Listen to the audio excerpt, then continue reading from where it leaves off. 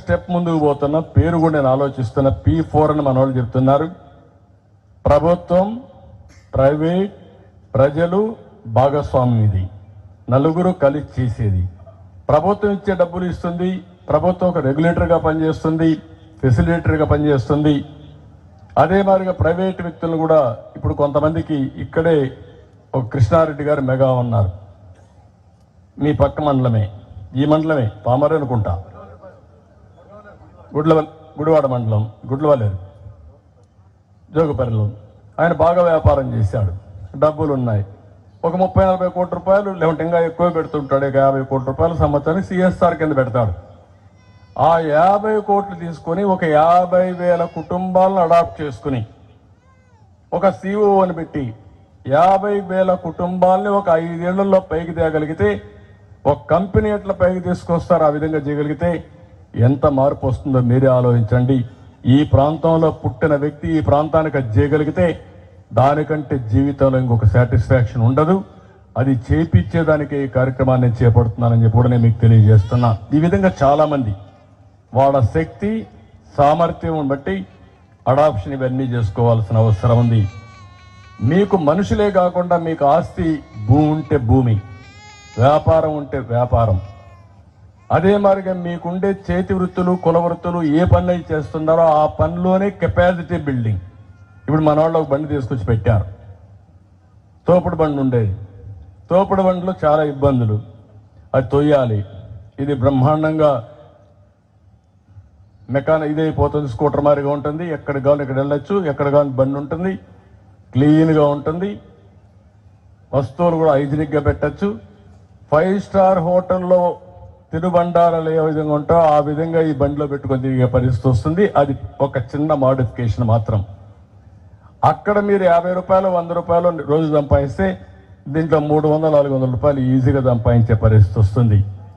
ఇట ప్రతి ఒక్క వ్యాపారంలో కానీ వృత్తిలో కానీ ఇలాంటివన్నీ తీసుకురావాలని ఒక విధంగా ఆలోచిస్తే మీకుండే ఇప్పుడుకుండే స్పాన్సర్ చేసే వాళ్ళు, మెంటరింగ్ చేసే వాళ్ళు గుర్తుపెట్టుకోవాల్సింది ఇది ప్రూఫ్ ఆఫ్ కాన్సెప్ట్, ఇది ప్రారంభం మాత్రం.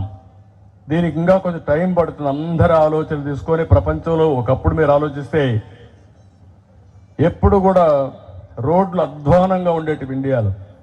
నేను మలేషియాకు పోయాను, చిన్న దేశం మలేషియా, 2 కోట్ల జనాభా. ఆ దేశానికి పోతే ఒక రోడ్డు ఈస్ట్ వెస్ట్ కారిడార్ చూశాను, 8 లేన్ రోడ్డు BOT కింద వేశారు.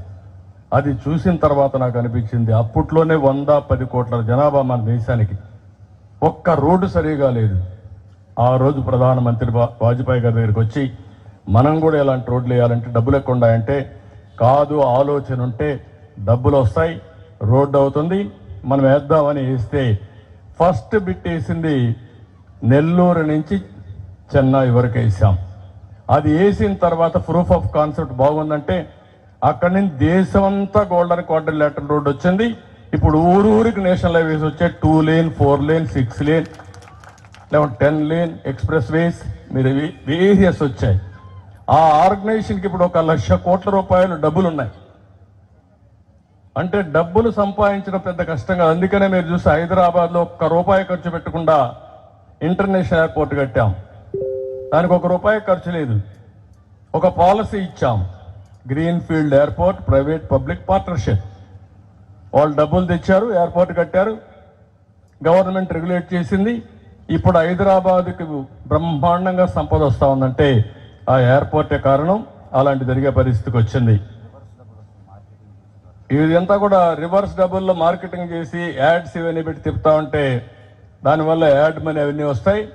అనేక మార్గాలు, 20 సంవత్సరాలు సోలార్ కూడా పెట్టుకోవచ్చు, సోలార్ పెట్టుకుని కరెంట్ కూడా అవసరం లేదు, జలసగా తిరిగే పరిస్థితి వస్తుంది. ఇలాంటి చాలా ఆలోచనలు ఉన్నాయి, అవన్నీ నేను మాట్లాడతాను మళ్ళీ.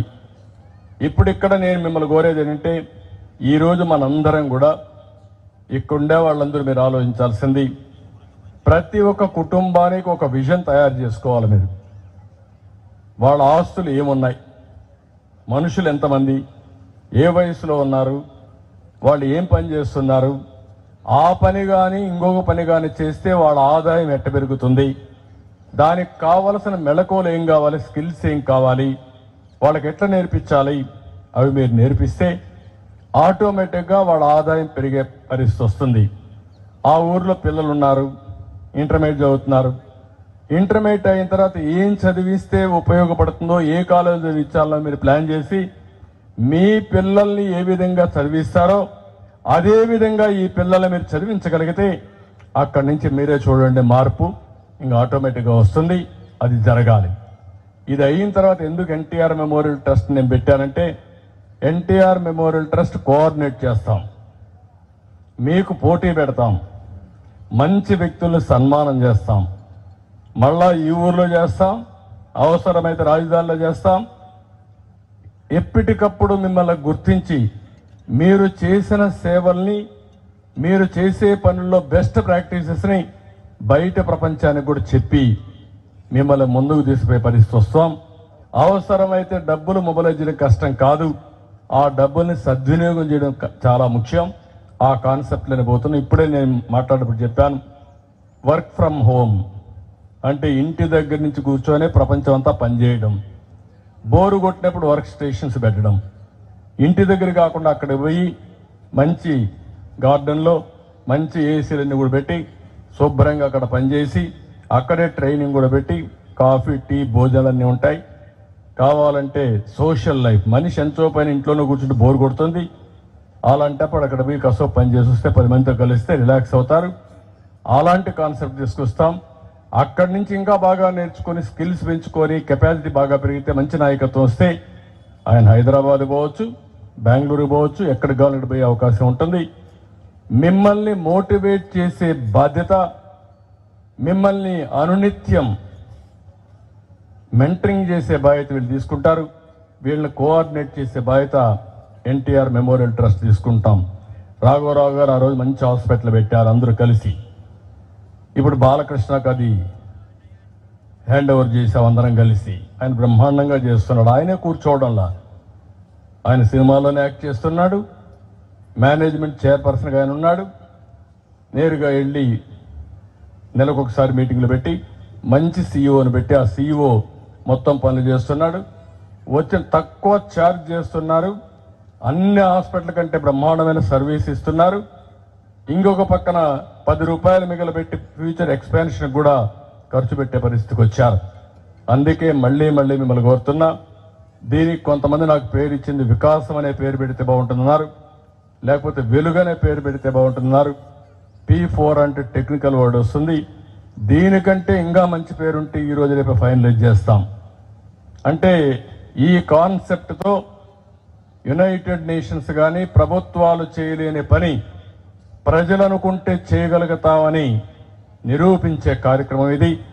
అది మన ఊరితో, ఎన్టీ రామారావు గారి పుట్టిన నిమ్మకూరుతో ఈ కార్యక్రమాన్ని ప్రారంభించడం నా పూర్వజన్మ సుకృతంగా భావిస్తున్నా.